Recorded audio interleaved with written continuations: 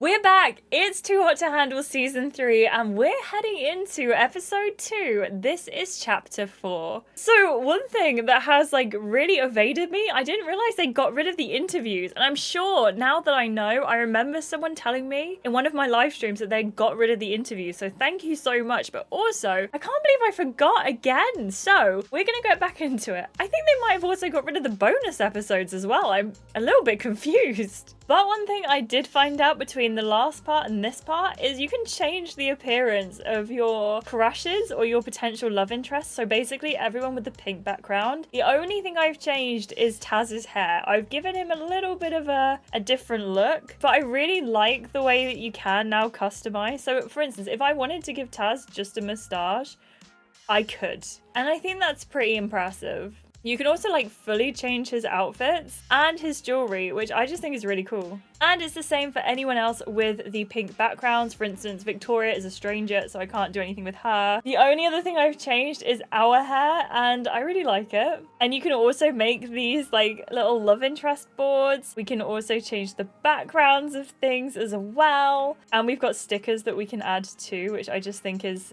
a really cool system. So we're gonna continue today. This is Chapter 4. Is Bad Lana here to help, or is she gonna cause more trouble than ever before? And do you know what? I'm excited to find out. Let's go. This is Money or Lust. I really like that image of Giselle and Sean as well. I think that's so cute. Oh my gosh, I love it so much. I do think the artists for Too Hot to Handle are just unopposed. Never mind, I found the interview section. I can't believe there's a Bad Lana. I mean, what does that make Lana? And do Lana and Bad Lana know of each other? Are they planning to recruit us and pit us against one another? Does Bad Lana have a secret agenda she's about to share with me? Is Good Lana aware? I mean Lana, just Lana. Wait, neither of them can overhear this, right? Last night was a little tense for sure. Jiraiya was a collected man, but even I could tell he was upset. We've been together since the retreat started, but Jessie has really turned my head. That was the point of the bombshell, right? I can't and won't apologize for that. Ugh. I am so bored. Spending time with Julian in the sauna was hardly stimulating. Everyone here is such a goody two-shoes. How are we supposed to have any fun if no one will break the rules? You should probably welcome boredom, Vic. Imagine being kicked out of bed by your partner. If Carmen and Jessie end up together, I don't know. It doesn't matter. It's not supposed to end like this. Pardon me, do I look like I give a fig? There is such a good boy. I know. And he's so serious when he's working. If I had half of his concentration level, I'd be a much better football player. I just want to give him a belly rub and feed him a bunch of bacon treats. I'd even have put the work in to make them for him. Yesterday, when he was off his harness, Isla and I threw a frisbee for him. Whoa, no way. Bear got to play fetch with one of the NFL's best quarterbacks? Yes, I bet you threw it way too far. Are you teasing me right now, Taz? Taz? You're Bad Lana? Well, don't let the name scare you off. We'll get along just fine, Jessie. I'm here to help you after all. How could you possibly help me? And maybe a better question would be, why? As Lana informed you, you are supposed to cultivate meaningful relationships at the retreat. However, I believe that lust and seduction can be useful tools in achieving this. Do you agree with me, Jessie? What am I more interested in? I'm not sure. To be blunt, I'm not sure. I'm sure you'll come to a decision as you spend more time at the retreat.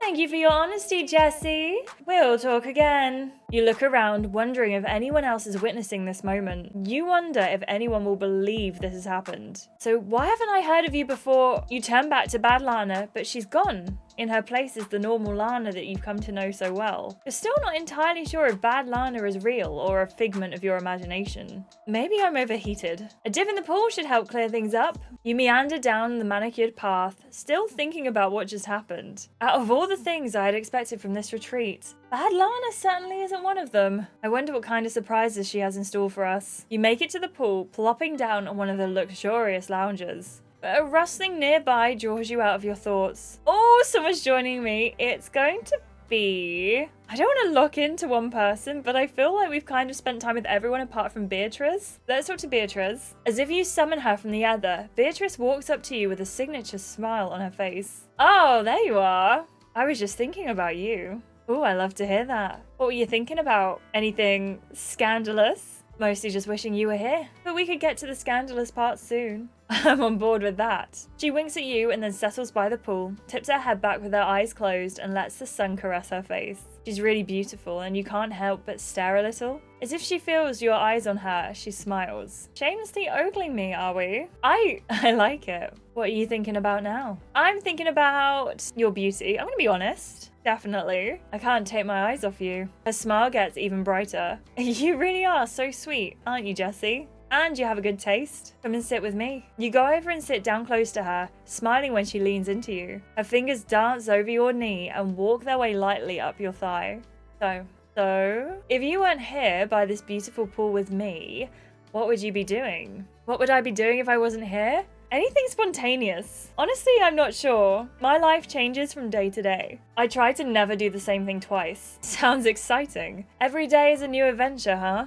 I like to think so. She's very close to you, and you can feel the heat from her body seeping into yours. Her hand is still on your leg, and you don't move away from it. You know, it's a shame you don't still have that free pass. That would have come in handy right now. Would it? What's on your mind? I think you know. The tips of her fingers wander to your inner thighs, sparking a heat between your legs. There's a sudden urge, a pulse in your center, a cry for Beatrice to touch you where you want her to touch you the most. Do I still have to tell you, or should I switch to actions? Beatrice takes a quick look around. We're alone? I bet I can be done with you before we get company. Her smile softly morphs into a smirk, and you can tell she's ready to make good on her promise.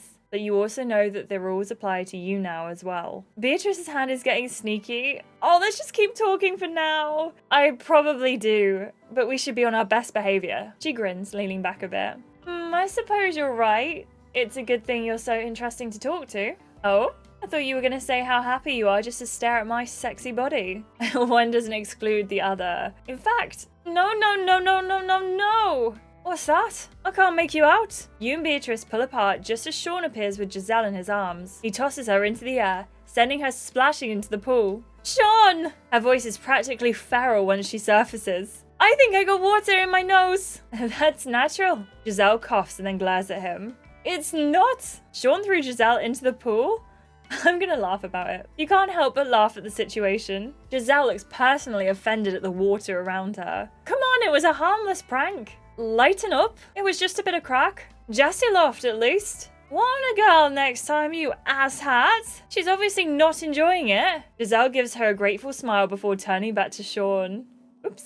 It's a good thing you threw me in the pool and not the ocean, though. I'm terrified of it. Really, boy? Giselle cringes. You can't tell what's below you. It's all fathomless depths and too many creepy fish with no eyes or too many eyes. It's horrifying. Honestly, I get it. I'm pretty sure there's a word for people who are terrified of open water. Jiro might know. He's really into languages and science. Sean grins mischievously and pokes Giselle. All right. No tossing you in the ocean or whatever. But what about the bathtub? Are you scared of rubber ducks too? Be quiet, you. She splashes water at him, and Sean shrieks like he's been stabbed. Stop it. For a moment, you think he's just joking, but then there's genuine frustration on his face. I hate pool water. Didn't you know? It turns your hair green. Beatrice looks at you and Giselle with a puzzled look, but you can't offer her any help. You turn your back to Sean, who's getting out of the pool, flicking water from his fingertips. You do realize it's a saltwater pool, right? Okay, and? What's your point? You blink. Never mind. Giselle gets out of the pool and Sean hands her a towel.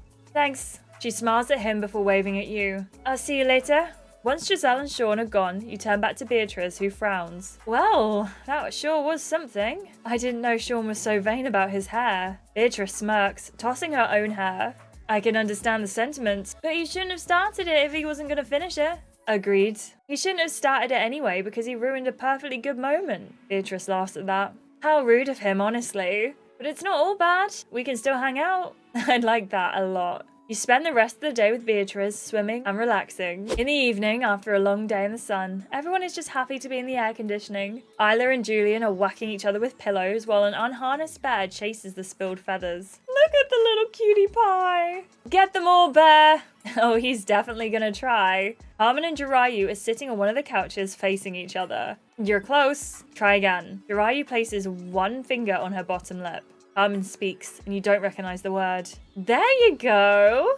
That's how you say bed in Thai. La cama. That's Spanish. Are those my slippers? If I say no, will you believe me? You shake your head at the chaos in the room. Looks like another fun night. Amused, you look inside your suitcase and pick up your favorite set of pajamas. Okay, so we get to change hairstyles again. I really like the short hair on us. I can't lie. I think it looks really nice. But I'm gonna stick to this one because I've only just changed into it. I'm gonna go for like a nude color, so it kind of almost looks like we've taken off our makeup. I can't see like a no makeup option really, at least for our skin tone. And double clicking isn't giving me the option of removing it, so maybe we go for this one. Eye makeup I have removed for bed as well. In terms of outfits, we've got this one, or this one. I think this one's really cute. I'm gonna go for this one. And as for accessories, I'm gonna say we keep off earrings, we keep off jewelry. Now we do have our glasses. I'm tempted to keep our glasses on, I can't lie. Oh, there's eye patches as well.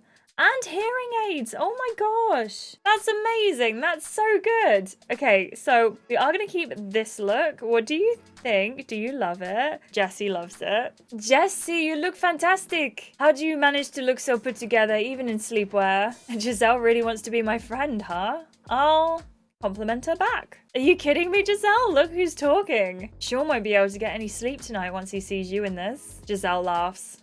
That's so sweet of you, and please call me Gigi. Okay, Gigi. No, no, no. Startled, you turn to find Victoria standing with her hands on her hips and arguing with Taz. It's unmistakably me. No way, it's me. Giselle struts confidently into the middle of their argument. No, it's me. Wait, what am I debating? Taz fancies himself a master at seduction using just his body language. But just look at that man's hips. She points an accusatory finger at his hips. They don't move when he dances. Hey now, I bet I'd be the best. My hips can move a lot. Please, if anyone knows about body language, it's me. I'll give it a shot.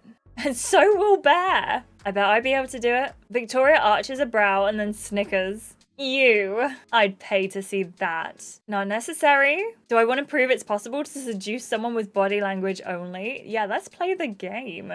You walk up to her and plant your hands on your hips. I'll take your challenge. It's just for fun, right? Right. So I just need to pick someone who's easy to tease. You look around the room where everyone seems to be waiting with bated breath. I'm gonna go for Carmen because we know we've got some history with Carmen. You look eyes with Carmen, who's already giving you a flirtatious smile. Am I your victim of choice? I think of it as more the lucky winner. Slowly, you walk towards Carmen, swaying your hips seductively. Your eyes convey what your words cannot. And as you gaze at Carmen, your mind fills with naughty fantasies. Rebel, it's dangerous to look at me that way. I don't know what you're talking about. You smile coyly as you reach Carmen. She shifts so you can sit in her lap, but instead, you drop to your knees. You place your hands on her hips and look up, and Carmen's mouth opens a little as you squeeze. You know what's a crime? I haven't told you how sexy you look in that outfit. You look her up and down, drinking in every detail of her skimpy outfit and smooth, tanned skin. I wanted to impress a certain someone. Jiraiya clears his throat, but Carmen is too busy staring at you to notice. You stand up and lean towards her, arching your back so your bodies are nearly aligned. You look up at her through your eyelashes, and her hands twitch like she's aching to touch you. Now, why don't you just come closer? Her voice takes on a seductive edge. And tell me your secret.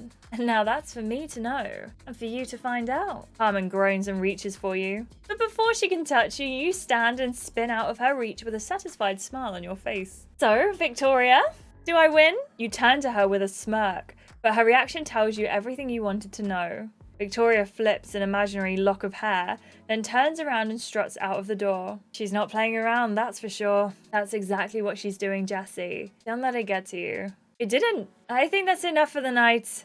We don't need any rule breaks after all. Most of the others agree, while the few seem upset the game is over so soon. Julian's big yawn startles Giselle. Oh, I'm sorry, am I boring you?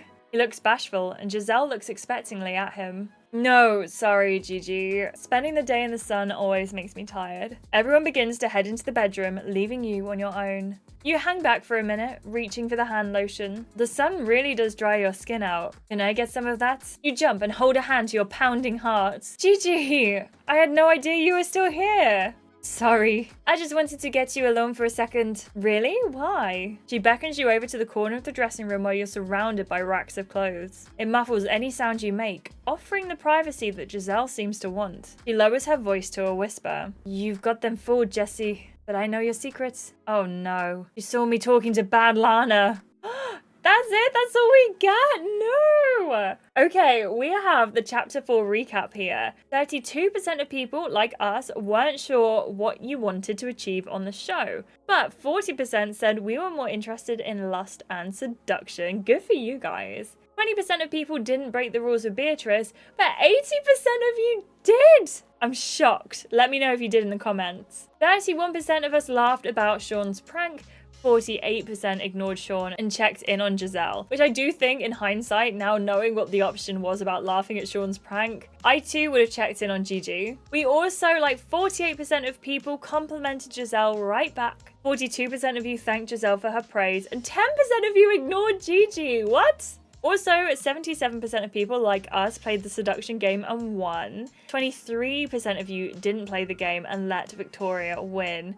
How could you? How could you choose to do that? What did you think of this video? Let me know down in the comments. It's been an absolute pleasure to hang out with you today. If you haven't already and you enjoyed this video, please do give it a like, subscribe to see more, and turn on your notifications so you know whenever I upload a video. Thank you so much for all your love and support on this series so far. I'll be back with chapter 5 very, very soon, and I will catch you in the next one. But in the meantime, thank you so much to my amazing members for helping support the channel. Without you, we literally wouldn't be making all of these videos, so thank you so much, and I will catch you in the next one. Goodbye.